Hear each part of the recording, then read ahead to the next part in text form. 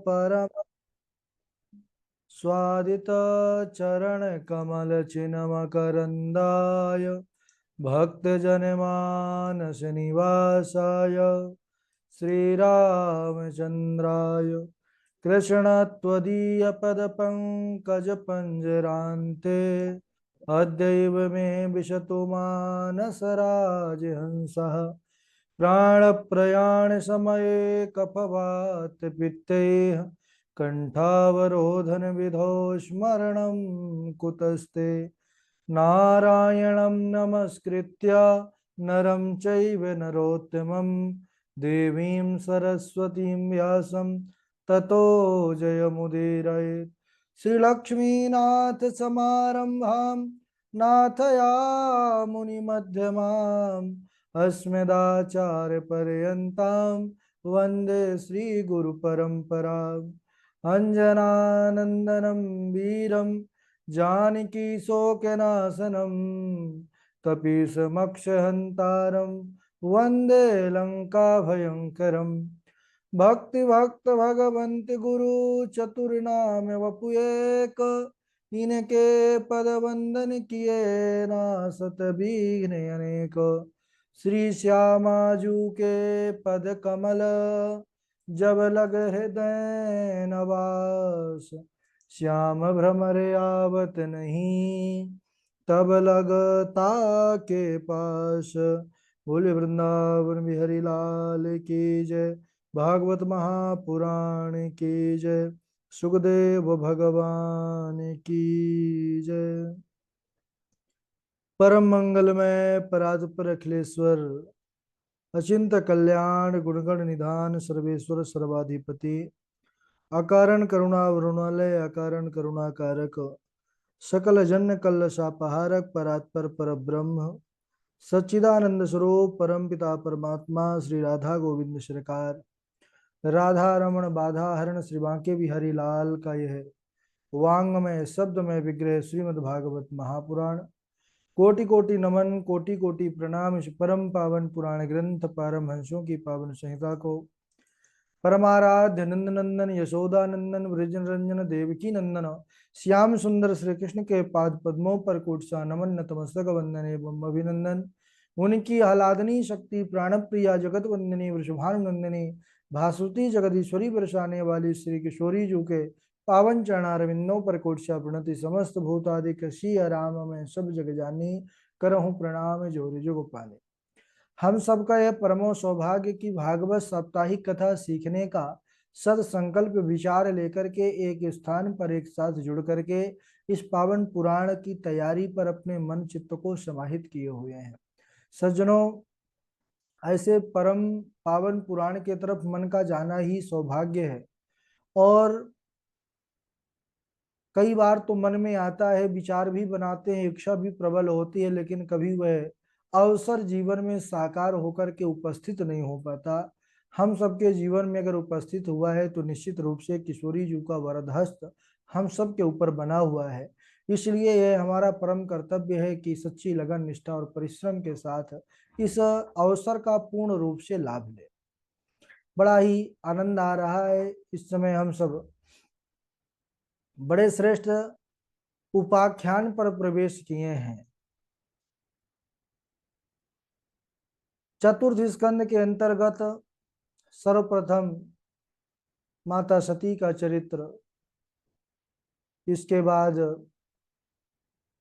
ध्रुव चरित्र हम सब ने श्रवण किया, प्रथु चरित्र, और अब जो है पुरंजनोपाख्यान, जो महाराज प्राचीन बरही थे, इन्होंने स्वर्ग आदि प्राप्ति के लिए अनेकों यज्ञ किए, लेकिन वह पशु हिंसात्मक यज्ञ था।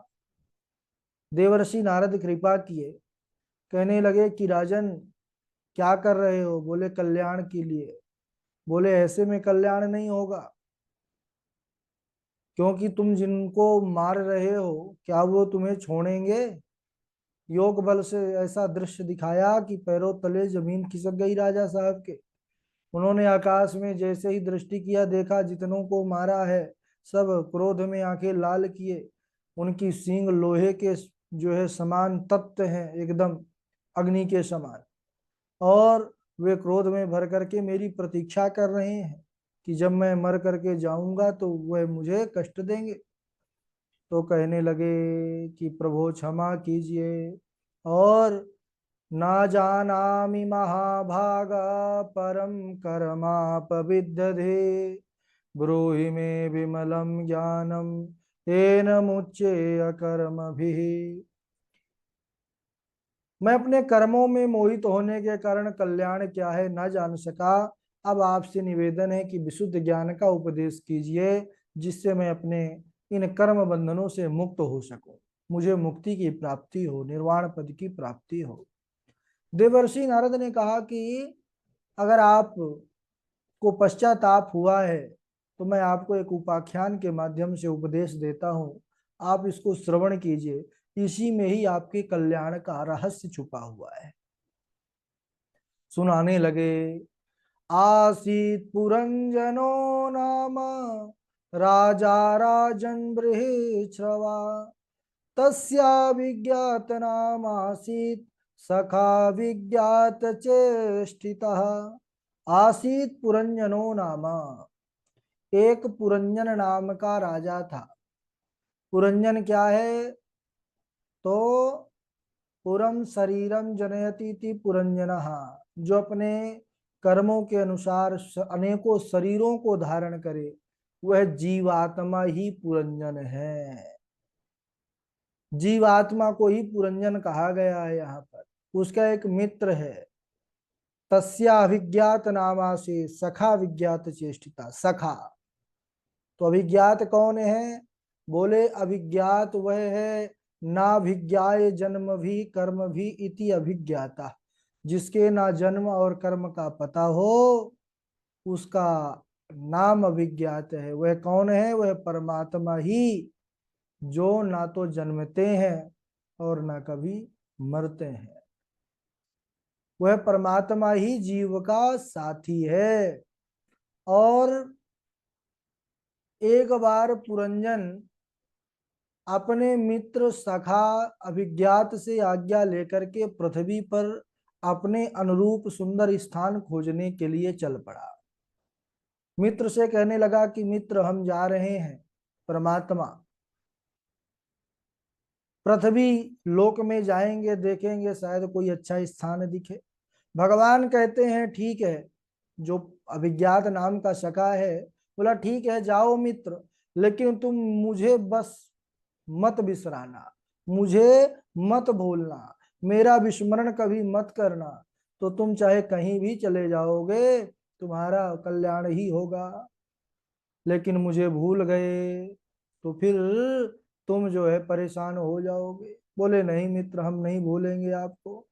अब वहां से ईश्वर से दूर जो है, परमात्मा से दूर वह जीवात्मा चल दिया और पृथ्वी लोक में एक सुंदर नगर को देखा। बड़ा सुंदर नगर, बोले कि संपूर्ण लक्षणों से युक्त बड़ा दिव्य नगर है। 9 द्वारों का नगर, 9 द्वारों का नगर है। और उसके अंदर एक सुंदर स्त्री भी है, बैठी भई है। उसके आसपास 10 सेवक खड़े हैं उसकी आज्ञा का पालन करने के लिए। और वह नगर बड़ा सुरक्षित है, 5 फन वाला नाग उसकी रक्षा कर रहा है। अच्छा, वह नगर कौन सा है? तो 9 द्वारे पूरे देही, ये देह ही, शरीर, मनुष्य शरीर ही 9 द्वारों का यह नगर है। बुद्धिम तु प्रमदाम विद्यात, सुंदर स्त्री देखा, सुंदर स्त्री है, बुद्धि है, बुद्धि रूपी स्त्री। 10 सेवक कौन है? तो 10 इंद्रियां, 5 ज्ञानेन्द्रियां, 5 कर्मेंद्रियां, 10 सेवक है। 5 फन वाला नाग इसकी रक्षा कर रहा है। तो 5 फन वाला नाग सज्जनों आप सब परिचित होंगे कि वायु 5 प्रकार की कही गई है। जो नहीं परिचित हैं तो श्रवण करें। हृदय प्राणो गुदे पान समानो नाभिमंडले उदान कंठ देशस्थो व्यान सर्व शरीर। ये 5 प्रकार की वायु पाई जाती है। तो 5 प्रकार के वह वायु यानी 5 फन वाला नाग, जिससे शरीर सुरक्षित है, नगर सुरक्षित है। और अब तो जीवात्मा ने जब देखा बड़ा प्रसन्न हुआ। सुंदर स्त्री से पूछा, भाई तुम कौन हो, तुम्हारा नाम क्या है, इस नगरी में तुम क्यों आई हो, देखने में तो तुम बड़े कोई देवी के समान लग रही हो, परिचय अपना दो। अब जब जीवात्मा ने पूछा तो बुद्धि ने कहा, महाराज मैं कौन हूँ, मेरा नाम क्या है, मैं स्वयं नहीं जानती, क्योंकि बुद्धि का कोई अस्तित्व नहीं है, बिना प्राण के कोई अस्तित्व है। लेकिन जब जीवात्मा प्रवेश कर गया, बोले ठीक है कोई बात नहीं, आज से तुम पुरंजनी बन जाओ, मेरा नाम पुरंजन है। और जीवात्मा प्रवेश किया। अब बुद्धि का कार्य चलने लगा, बुद्धि के अंदर शक्ति आ गई, बुद्धि क्रिया करने में समर्थ हो गई, तो पुरंजनी बन गई महाराज। पुरंजन पुरंजनी दोनों मिल गए, दोनों ने विवाह कर लिया। अब एक साथ उसी नगर में रहने लगे। नगर क्या है, जीवात्मा भी अलग है, जीवात्मा भी बाहर से आया है, यानी जिसको हम कहते हैं प्राण, प्राण ज्योति, जो अंदर जो है बैठा हुआ एक परमात्मा का दिव्य अंश है, क्योंकि ईश्वर अंश जीव विनाशी। अब दोनों उसी नगर पर रहने लगे, और पुरंजन पुरंजनी में इतना आसक्त हो गया कि क्वचित गायति गायन्त्याम, रुदत्याम रुदति क्वचित, क्वचित हसन्त्याम हसति, जलपन्त्याम अनुजलपति। यहाँ पर ऐसा वर्णन आता है कि बुद्धि के चक्कर में जीव फिर ऐसे फंस जाता है, जैसी बुद्धि कहेगी वैसे ही करने लगता है। तो क्वचित गायति, पुरंजनी के समान पुरंजन चलने लगा। पुरंजनी अगर गाने लगी तो वह भी गाने लगता है, चाहे गाना स्वर हो चाहे ना हो, गाना है तो गाना है। अगर वह जल पीती पुरंजनी तो स्वयं भी महाराज पुरंजन भागे भागे जाते और गिलास लेकर के तुरंत जलपान करने लगते हैं। रोती तो चाहे आंसू आए चाहे ना आए वह भी रोने लगता, और हंसती तो वह भी हंसने लगता महाराज। क्वचित हसन्त्याम हसती, जलपन्त्याम अनुजलपति। अब तो परमात्मा को एकदम बिसरा दिया। परमात्मा ने कहा था कि हमको नहीं भूलना तो बढ़िया रहेगा, भूल गया। तो यहीं से महाराज उल्टी गिनती शुरू हो गई। क्यों, ईश्वर अंश जीव विनाशी एक ही, दोनों सरोवर के राजहंस हैं, एक है ईश्वर और उसी का अंश ही है जीव। लेकिन जीवात्मा इधर जब बुद्धि के चंगुल में आ गया तो महाराज परमात्मा को भूल गया। एक दिन पुरंजन पुरंजनी को बिना बताए शिकार खेलने के लिए चला गया। पूरा दिन भटकता रहा, सायंकालीन घर को आया, तब देखा तो पुरंजनी को पाया नहीं। अब पुरंजनी नाराज हो गई, गुस्सा हो गई, क्योंकि उनसे बिना पूछे चला गया था, उस दिन डेली पूछ के जाता था। कभी कभी जो है तो जीवात्मा अगर बढ़िया स्थान पर चला जाए, बढ़िया जो है तो विचार करने लगे, तो फिर बुद्धि का आपस में विवाद शुरू हो जाता है, बुद्धि नाराज होने लगती है, क्योंकि अब मन को जो अच्छा लगता है बुद्धि को वह चाहिए। अब इधर पता चला दासियों से कि महारानी पुरंजनी कहाँ है, बोले पुरंजनी गुस्सा होकर के कोप भवन में लेटी हुई है। ओहो, पुरंजन के होश ना रहा, बोले बुद्धि के बिना तो काम कैसे चलेगा, भागे भागे गए, अरे महारानी क्या हुआ, अरे बोले आप तो बात ही मत करिए, आज से हमको भूल जाइए।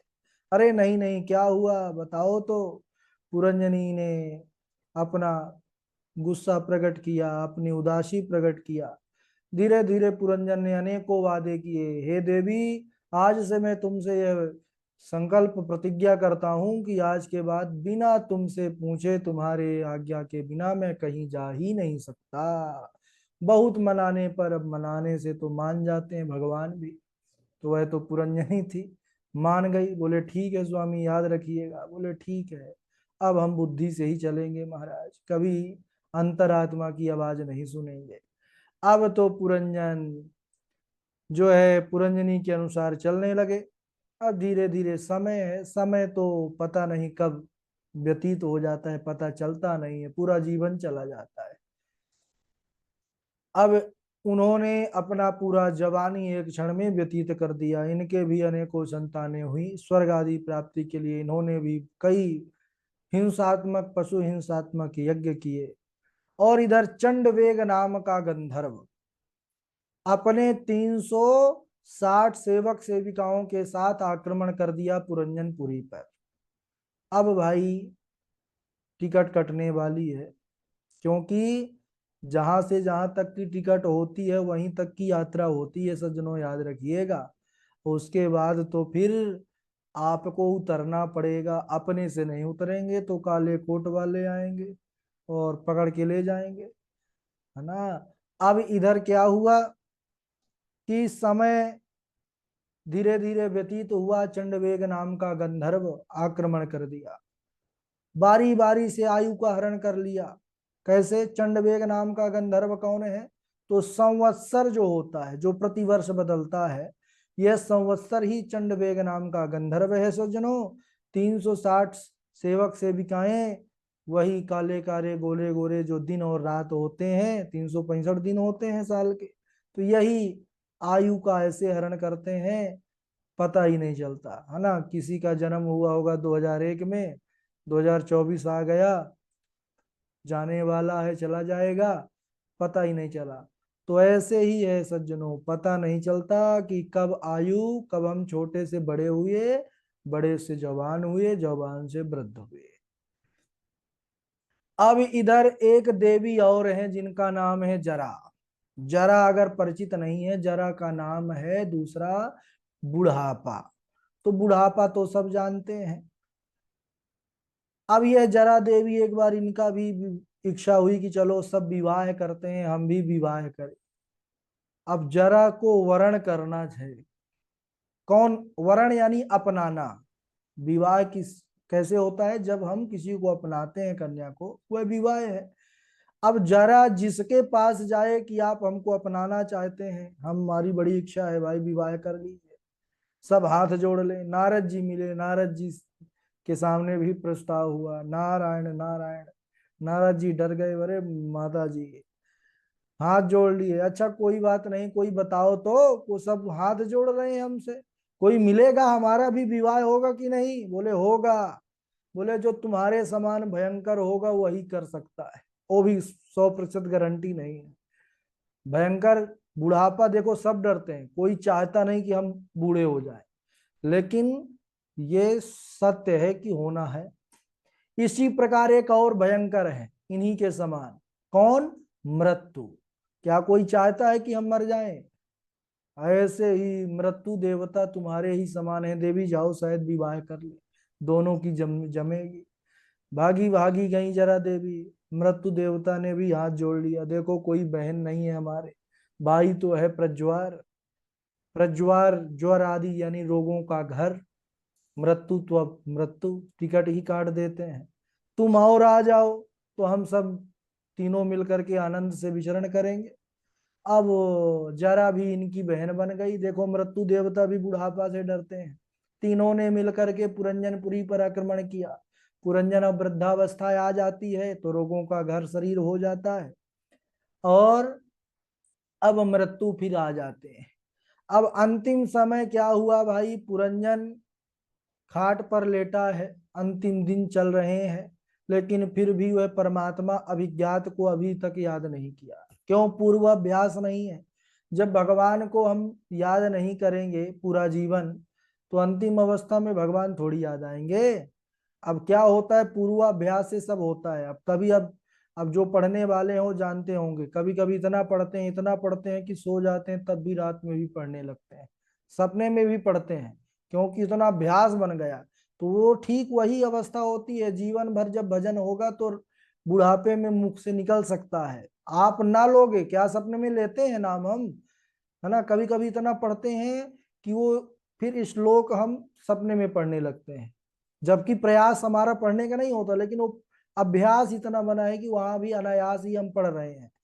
ऐसे ही जब वो अवस्था आ जाती है, वृद्धावस्था, तो फिर अपना बल काम नहीं देता, लेकिन पुराना जो पूर्वाभ्यास होता है वो अनायास भगवान का चिंतन करवा ही देता है, वो बना रहता है।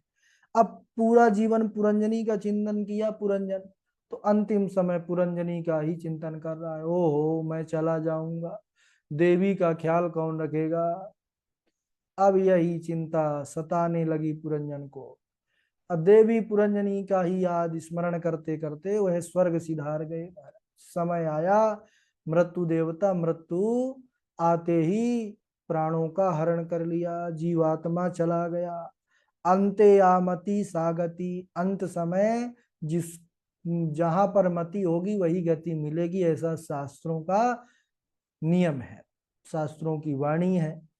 तो चिंतन था पुरंजनी का, तो न चाहते हुए भी पुरंजन को आगे चल करके बनना पड़ा स्त्री। और कहाँ जन्मे, बोले राजा के घर जन्मे। विदर्भ नरेश की कन्या वैदर्भी बनी। तो वैदर्भी के आगे चल के जीवन कैसा हुआ, बाद में परमात्मा ने कृपा किया है, और उसको हम अगले दिवस श्रवण करेंगे, क्योंकि चरित्र थोड़ा सा बड़ा है, समय हो चुका है। तो आज यहीं तक, लेकिन बड़ा आध्यात्मिक दृष्टि से बड़ा महत्वपूर्ण है यह चरित्र, तो इस पर आप लोग विशेष ध्यान दीजिएगा।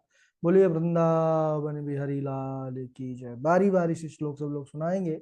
सर्वप्रथम हमारे झाजी, स्वागत है। झाजी के बाद हमारे डॉक्टर साहब, डॉक्टर साहब के बाद पूर्वी जी हैं, उन्नति जी हैं, मेघनाथ चक्रवर्ती जी हैं, मंजू शर्मा जी हैं, प्रभाकर आचार्य जी हैं, वैष्णवी तिवारी जी हैं, रवि तिवारी जी हैं, निशांत द्विवेदी जी हैं, राघव राघव जी हैं, सुंदर भगवान और गौरव तिवारी हैं, अजय चौबे जी हैं, हर्षिता जी हैं, उमंग शुक्ला जी हैं, मानसी गौतम जी हैं, अमित तिवारी जी हैं, बबीता जी हैं, और जय द्विवेदी जी, आदित्य गौतम जी हैं, पंडित सुनील शर्मा जी हैं, नंदा देवी जी हैं, आशु कश्यप जी हैं। और जो जे बस लिखे हुए हैं वो अपना पूरा नाम लिख लें। चलिए, स्वागत है। हाँ जी, हाँ जी। राधे राधे गुरु जी। राधे राधे जी, राधे राधे।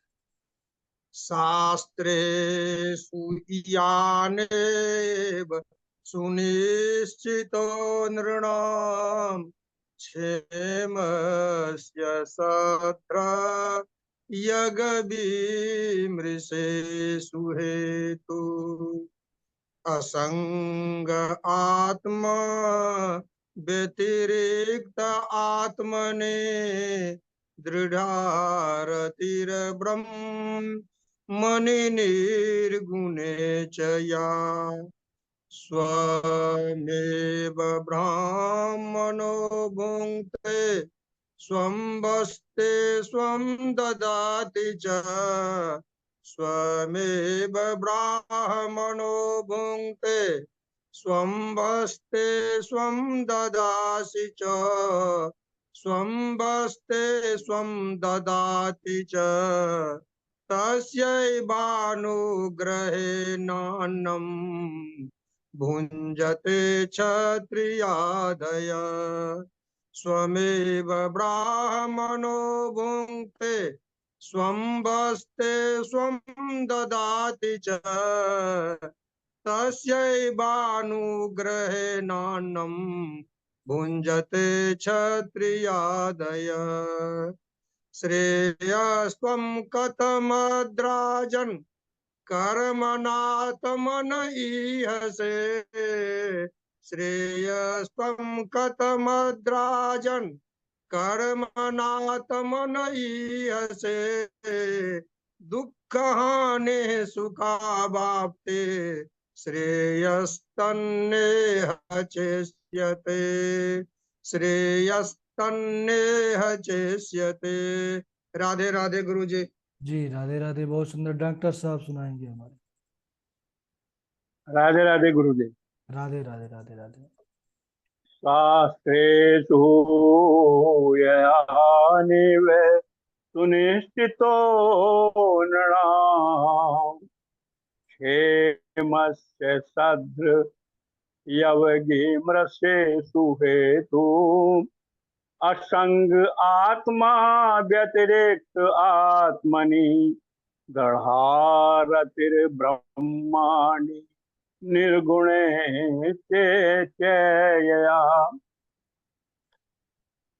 स्वमेव ब्रह्मणो भुक्ते सवुबस्ते स्वेददाति च तस्मै भानुगृहेणानं भुञ्जते तत्सेवादये शेष्यं कतुमद्राजन् कर्मणा आत्मने हस्ते दुख हानि मुखावाप्ति श्रेयस तन्मे शेष्यते। राधे राधे गुरु जी। बहुत सुंदर। पूर्वी जी स्वागत है। राधे राधे गुरु जी प्रणाम।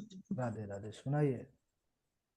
नयष्टव्यं न दातव्यं, नयष्टव्यं न दातव्यं, न होतव्यं द्विजा कुचित्, इति न्यावर्ण्यधर्मम्, इति न्यावर्ण्यधर्मम्, भीरिभूषेण सर्वशा बालिशाबतयूयं वाम् अधर्मे धर्ममानिना, ये व्रतितं पतिं हित्वा जारं पतिमुपाश्रिते, जारं पतिमुपाश्रिते। राधे राधे गुरु जी। उन्नति जी सुनाइए। राधे राधे गुरु जी। राधे राधे। सगाच प्रतिसगाच वशोममन्वन्तराणि च, वंशाय चरितं चैव पुराणं पञ्चलक्षणं, महात्मज्ञानपूर्वकं श्रद्धा भवति। राधे राधे गुरु जी। सर्गश्च प्रतिसर्गश्च, थोड़ा इसको शुद्ध बोलिएगा, ठीक है ना? हाँ। चलिए, इसके बाद मंजू शर्मा जी हैं, प्रभाकर आचार्य जी हैं, वैष्णवी तिवारी जी हैं, रवि तिवारी जी हैं। राधे राधे गुरु जी। राधे राधे, सुनाइए। यानि रूपाणि च गृहे इन्द्रो याजिहृदया, तानि पापस्य खण्डानि लिङ्गं खण्डमीहोचयते। निहोच्यते, हाँ प्रभाकर जी। आचार्य जी। ओ माइक चालू करिए। राधे राधे गुरु जी प्रणाम। ठीक है। ठीक, प्रभाकर आचार्य जी पहले आप इसमें। न कामयेनाथ तदप्यहं क्वचिन्, न यात्र युष्मच्चरणं भुजाशवः, महत्तमन्तर्हृदयन्मुखच्युतो विधात् स्वकर्णायुतमे सते युतमे समे वरः। य उद्धरेत् करं राजा प्रजाधर्मे स्वशिक्षयन्, प्रजानां समलं भुङ्क्ते भगं च स्वं जहाति सः। प्रजानां समलं भुङ्क्ते भगं च स्वं जहाति सः। ठीक राधे है, राधे। बहुत अच्छा। वैष्णवी तिवारी जी। राधे